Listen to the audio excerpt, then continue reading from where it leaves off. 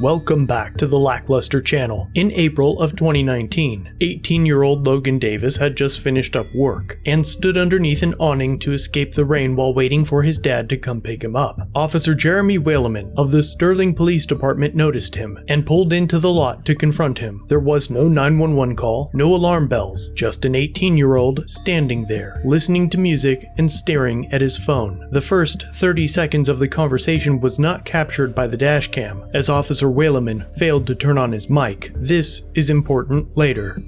Absolutely. Do you have the paper that says that? There's a city ordinance that says you will.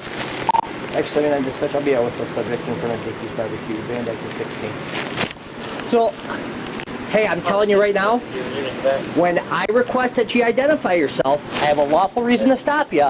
You have to identify yourself. Because you're standing in front of a closed business and you're loitering. How am I loitering? I just got off the window. How am I supposed to verify that, brother? Officer Whaleman has accused Logan of loitering, so the 18-year-old pulled aside his jacket to expose his uniform and his name tag, providing evidence to dispel the officer's suspicions, as he had just got off work. But this wasn't enough for the officer, who still wanted Logan to show his ID. But upon refusing to offer more than his first name, Logan was instructed to turn around and put his hands behind his back. Okay, well now let me see your ID. You don't need my ID. Okay, I'm telling you I want your ID. You don't need it though. Well, turn around, put your hands behind your back, because you're not identifying yourself. Turn around. That's illegal. No, it's not. Turn around. That's illegal. Turn around, put your hands behind your back. Turn around, put your hand behind your back. Now you're resisting arrest. And that is illegal, Put your hand behind your back. What is the reason? Put your hand behind. What is the reason? Because I want your ID. Logan is now thrown backwards to the ground, with his head pressed into the pavement. More officers arrive on scene to back up Whaleman, and the teen soon finds himself in the back of a patrol car. A supervisor on scene asks Officer Whaleman if Logan had shown him his t-shirt, to which the officer denied. I didn't know you fucking worked there. Yeah, other than him saying, oh no, I work here. Yeah, for sure. You'd be like, hey, show you a shirt or nothing, just... No, just wouldn't even show me his ID. That's all he had to do. Fair enough. The officer's decision to misrepresent material facts in a manner favorable to the officer seems to demonstrate a consciousness of guilt, and eventually, Logan's father arrives on scene. Yeah, your son. What for? Because he was standing over here. He worked right Well, here. listen. I'll explain it to you. Okay? So all these businesses are closed. Right. Listen. Okay? So I see him standing over here at all these closed businesses. So I pull up and I want to talk to him just to make sure he's good to go. All right? And I say, hey man, that's okay. That's cool. I just need your ID so I can write your name down that I talked to you. And then he starts getting Why ballistic. do you need to talk to him? Because all these businesses are closed, sir. He works right here. I didn't know that. Okay, so why is he arrested? Because he fought with me when I tried to get his What do ID you from mean him. he fought with you? So you can pick him up from our station. What do you mean he fought with you? He fought with me. He resisted? Yeah. Yep. Well, Because listen, no, ain't no listen. Listen. All I'm saying is he works right here. I understand. Why would y'all arrest him if he works right here? Why would you approach him? Because I didn't know that. How do I know that he works there? How do I know that? Okay, you know what? We've been living out here 17 years. Never had problem with Sterling Heights Police. Right. Sterling Heights Police pretty good. Yeah, absolutely. Then we go through this crap. Well, let me explain something to you. Because no, he's young. no, let me talk. Let me talk to you. He's a young no, guy, no, right? let me talk. Okay? Here's the deal. Okay? If your business was right here and your business was closed, and somebody listen, if your business was closed, would you want me to stop and talk to him just to see what was going on?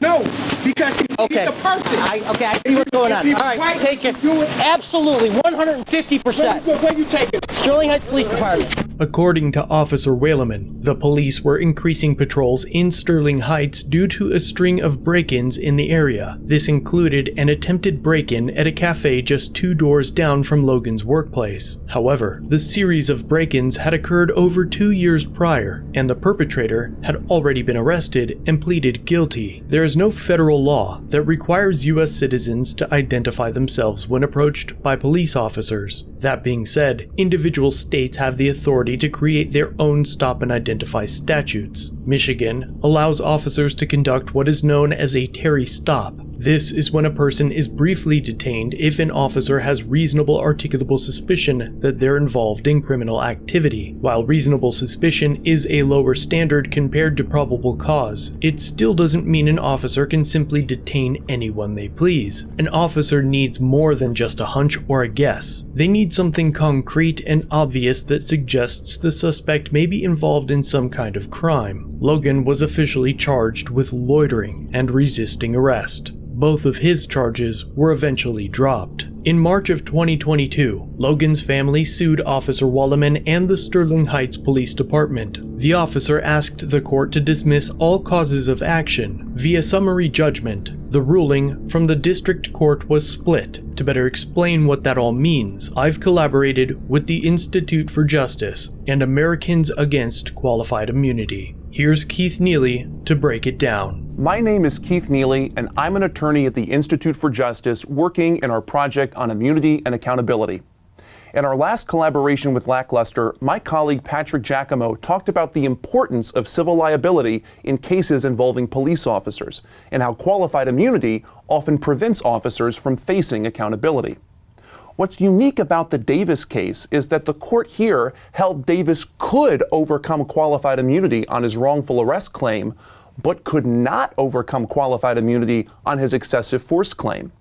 In other words, even though the court determined that no reasonable officer would believe he had the authority to arrest Davis, it nonetheless held that the officer's decision to throw Davis to the ground during that unlawful arrest was sufficiently reasonable to warrant qualified immunity.